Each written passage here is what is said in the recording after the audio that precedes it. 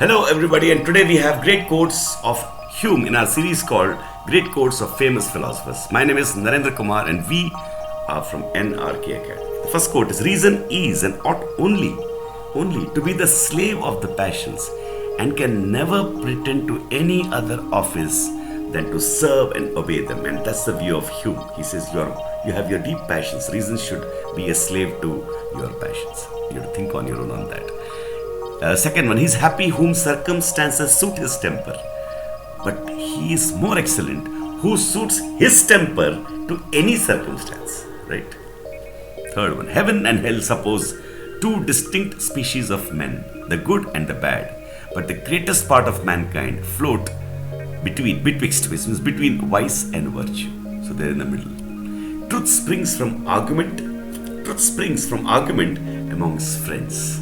It's a beautiful quotation. So two friends fighting, the truth comes out of that argument. The life of man is of no greater importance to the universe than that of an oyster. This is the scientific revolution. The life of man is just like an oyster, just like any other life.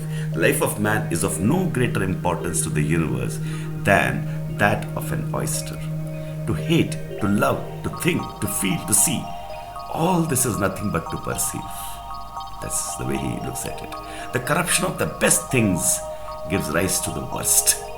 The corruption of the best things, when you corrupt it, gives rise to the worst.